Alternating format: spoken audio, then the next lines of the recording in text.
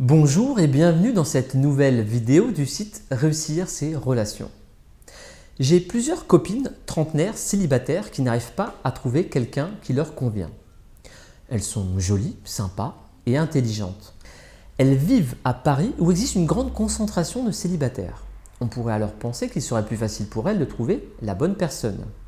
Ce qui visiblement n'est pas le cas. Alors première hypothèse, est-ce que les femmes trentenaires sont trop exigeantes ? C'est la première idée qui vient à l'esprit. Mais qu'elle soit vraie ou fausse, cela ne change rien au problème. Le niveau d'exigence d'un individu homme ou femme lui est personnel et ne devrait pas être décidé par quelqu'un d'autre. Alors oui, quand on est dans la vingtaine, on est plus instinctif et probablement moins exigeant. On tente des histoires, on tombe amoureux plus facilement et on fait moins de calculs. Avec le temps, on apprend à se connaître, on se construit et on sait ce qu'on veut, ou au moins ce qu'on ne veut pas. Dans la trentaine, on a donc une idée plus précise et moins naïve, en théorie, de ce qu'on souhaite en termes de couple. Ce qui paraît étrange, c'est qu'au lieu d'abaisser notre niveau d'exigence, on l'élève. Alors qu'avec le temps, on a compris que la personne parfaite n'existe pas et qu'il faut faire des concessions sur la liste des qualités idéales de notre partenaire.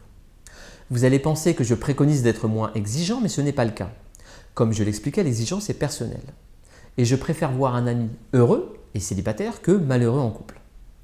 Seconde hypothèse, est-ce que quand on a trop de choix, on n'arrive plus à choisir ? Les sites de rencontres ont eu un impact déterminant sur nos habitudes et sur nos attentes. Habituer une femme à mettre des mecs dans son panier peut lui laisser croire qu'elle fait du shopping et trouvera plus facilement la perle rare, ce qui est faux. Les sites de rencontres ont permis de trouver et sortir plus facilement avec quelqu'un, mais pas de mieux réussir son histoire d'amour. Le grand nombre de choix nous laisse penser que si on ne tente pas notre histoire avec Eric, on pourra toujours se rabattre sur Jason ou Roberto. À la fin, on ne sait plus lequel choisir. Et le jour où on se décide sur Eric, eh bien pas de chance, Eric en a choisi une autre. Ou alors Eric s'est dit que tant qu'il continuait à choper sur le site de rencontre, autant continuer à s'amuser. Il n'est pas pressé Eric, il n'a pas d'horloge biologique qui le titille. Savoir que si ça ne marche pas avec un mec, on en trouvera un autre rapidement sur un site, nous incite à ne jamais nous satisfaire de ce que l'on a. Troisième hypothèse, on n'accepte pas les imperfections de l'autre. Nous avons tous des qualités, défauts et exigences. Si on pense trouver et garder quelqu'un sans accepter ses imperfections, on se trompe.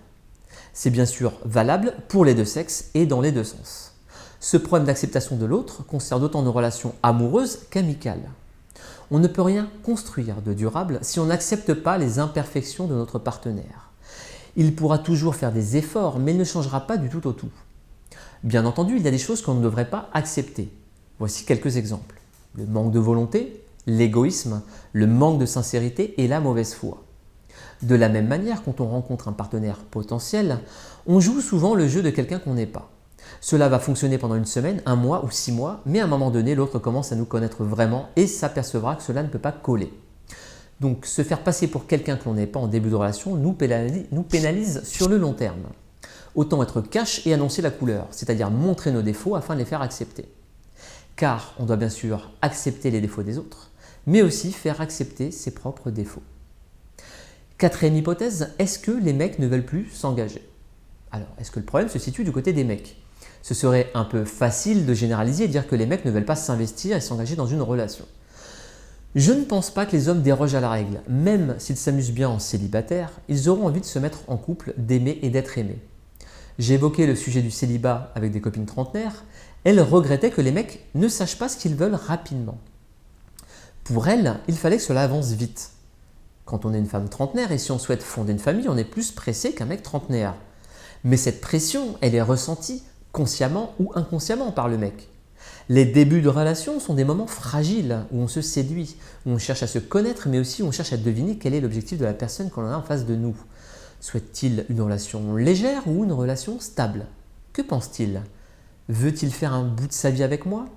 Veut-il des enfants, fonder une famille ou plutôt se casser à l'étranger d'ici 1 an et me laisser au bord de la route, la baie des vacances ? Une histoire met du temps à se construire et chacun a sa vitesse de croisière. Il y a ceux qui mettent le turbo en marche rapidement et ceux qui ont besoin d'un peu plus de temps. Si un mec ou une fille a besoin de temps et que vous le pressez, il va se rétracter, même s'il est intéressé. Un début de relation doit avancer à une vitesse commune pour les deux partenaires et non pas être imposé sans quoi cela ne fonctionnera pas. Je suis persuadé que les meilleures histoires se concrétisent lorsque l'on est serein et en paix avec soi-même. Lorsque nous ne nous jouons pas un jeu, mais carte sur table. Lorsque l'on est sincère dans notre approche et que l'on est prêt à accepter de montrer qui on est et ce que l'on souhaite dans notre vie. Pour conclure, j'ai intentionnellement parlé des femmes trentenaires dans cet article car ce sont elles qui semblent être le plus affectées par le statut de célibataire. Mais le fait de ne pas trouver chaussure à son pied se vérifie également du côté des mecs, même si les raisons et le ressenti peuvent être différents. Les mecs dans mon entourage n'en parlent pas. Cela ne signifie pas qu'ils le vivent bien. Ils ont plus de mal à en parler, à se dévoiler. Vous connaissez les mecs, il faut parfois leur sortir les verres du nez afin de les faire avouer ce qu'ils pensent. Voilà, c'est la fin de cette vidéo, j'espère qu'elle vous aura intéressé. Si c'est le cas, n'hésitez pas à la partager avec vos amis ou à vous abonner à ma chaîne YouTube. Sinon, vous pouvez également aller voir mon site web si vous souhaitez lire des articles qui vous aideront à réfléchir, notamment dans vos relations. Je vous remercie et à bientôt.